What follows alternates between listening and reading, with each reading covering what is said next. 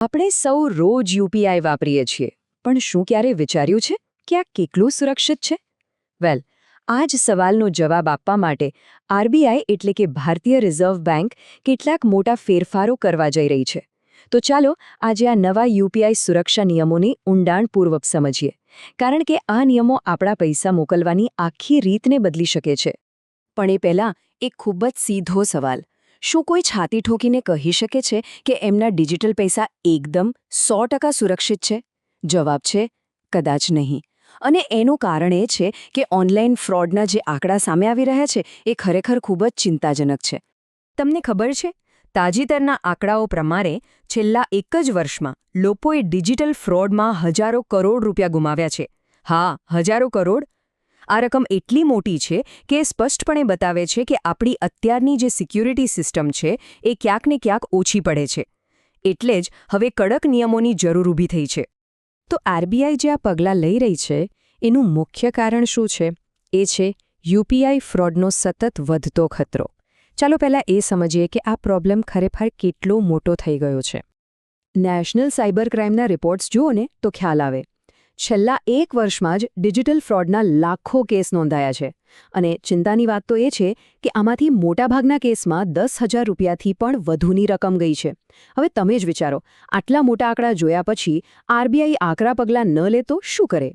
તો આ વધતા ખતરા સામે આરબીઆઈ એક જોરદાર 5-પોઈન્ટ સેફટી પ્લાન લઈને આવી છે. સમજી લો કે આ ડિજિટલ પેમેન્ટ્સ માટે એક નવું સુરક્ષા કવચ છે. અને આ નવા ફ્રેમવર્કનો હેતુ બહુ સિમ્પલ છે.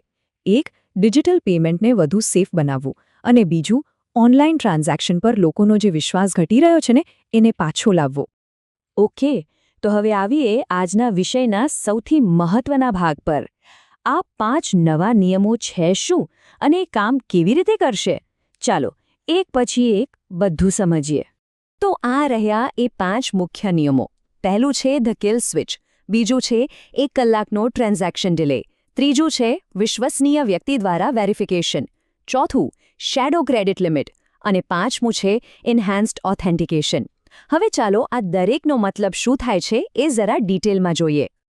ચાલો શરૂ કરીએ પહેલા અને કદાચ સૌથી પાવરફુલ નિયમથી, કિલ સ્વિચ. આને છે ને એક ઇમરજન્સી બ્રેક જેવું સમજો. માની લો કે ક્યારે પણ એવું લાગે કે એકાઉન્ટ સાથે કંઈક ગડબડ થઈ રહી છે, તો બસ એક ક્લિક અને યુપીઆઈ, નેટ બેન્કિંગ, કાર્ડ્સ, બધી જ ડિજિટલ પેમેન્ટ સર્વિસ તરત જ બ્લોક થઈ જશે. એકદમ ઇન્સ્ટન્ટ. હવે બીજો નિયમ, આ ખાસ કરીને 10,000 રૂપિયાથી મોટા પેમેન્ટ માટે છે. અત્યારે શું થાય છે? પૈસા મોકલ્યા અને તરત જ ટ્રાન્સફર. પણ હવે એવું નહીં થાય. નવા નિયમ પ્રમાણે પૈસા અકાઉન્ટમાંથી તો કપાઈ જશે, પણ સામેવાળી વ્યક્તિને મળે એ પહેલાં 1 કલાક માટે એક સેફટી વિન્ડોમાં રહેશે. અને આ 1 કલાકમાં જો ખબર પડે કે કોઈ ભૂલ થઈ છે કે ફ્રોડ થયો છે, તો એ ટ્રાન્ઝેક્શન કેન્સલ પણ કરાવી શકાશે. ત્રીજો નિયમ બહુ જ સારો છે, ખાસ કરીને 70 વર્ષથી વધુ ઉંમરના આપણા વડીલો માટે. એમના માટે એક ખાસ સુરક્ષા લેયર ઉમેરવામાં આવ્યું છે. હવે જ્યારે પણ તેઓ કોઈ મોટું ટ્રાન્ઝેક્શન કરશે ત્યારે તેમણે અગાઉથી નક્કી કરેલા કોઈ ભરોસાપાત્ર વ્યક્તિની મંજૂરી લેવી પડશે. આનાથી શું થશે? પેલું જે ફોન પર લલચાવીને ફ્રોડ થાય છે ને, એનાથી તેમને બચાવી શકાશે. ચોથો નિયમ છે શેડો ક્રેડિટ સિસ્ટમ. અને આ છે ને ફ્રોડ કરનારાઓના નકલી એકાઉન્ટ્સ પર સીધો હુમલો છે. કેવી રીતે? જો કોઈ એકાઉન્ટમાં અચાનક એની વાર્ષિક લિમિટ કરતાં ઘણા વધારે પૈસા જમા થાય, તો તરત જ એ રકમ પર એક ફ્લેગ લાગી જશે. અને જ્યાં સુધી એ પૈસા ક્યાંથી આવ્યા એનો પાક્કો હિસાબ ન મળે ત્યાં સુધી એ રકમનો ઉપયોગ જ નહીં કરી શકાય. એટલે કે પૈસા ફસાઈ જશે. અને છેલ્લો 5મો નિયમ, એ છે મલ્ટીલેયર સિક્યોરિટી. એટલે કે હવે મોટા ટ્રાન્ઝેક્શન માટે ખાલી એક ઓટીપીથી કામ નહીં ચાલે. હવે એની સાથે બાયોમેટ્રિક્સ એટલે કે ફિંગરપ્રિન્ટ કે ફેસ આઈડી અથવા તો પિન કે પછી કોઈ સિક્યોરિટી ટોકન જેવી બીજી ચકાસણી પણ કરવી પડશે. અને એટલું જ નહીં, સિસ્ટમ એ પણ ચેક કરશે કે ટ્રાન્ઝેક્શન કોઈ નવા કે અજાણ્યા ફોન કે કમ્પ્યુટરમાંથી તો નથી થઈ રહ્યો ને. એકદમ જડબેસલાક સુરક્ષા. હવે આ બધા નિયમો સાંભળવામાં તો બહુ સારા લાગે છે. સિક્યોરિટી તો ચોક્કસ વધશે, પણ આનાથી એક બહુ મોટો સવાલ ઊભો થાય છે: સુરક્ષા વિરુદ્ધ સુવિધા. શું આપણે વધારે સેફટી માટે આપણી અત્યારની સ્પીડ અને સગવડતા થોડી ઓછી કરવા તૈયાર છીએ? અને આ જ તો સૌથી મોટો ટ્રેડ ઓફ છે. એક બાજુ ટ્રાન્ઝેક્શન થોડા ધીમા થઈ શકે છે, ખાસ કરીને મોટા પેમેન્ટ્સ. પણ બીજી બાજુ આપણી મહેનતની કમાણી ઓનલાઈન ફ્રોડમાં ગુમાવવાનું જોખમ લગભગ નહીવત થઈ જશે. તો આ એક સીધી પસંદગી છે, સ્પીડ જોઈએ કે સેફટી. તો હવે મનમાં સવાલ થાય કે ભાઈ આ બધું લાગુ ક્યારે થશે? આપણા ફોનમાં આ ફીચર્સ ક્યારે આવશે?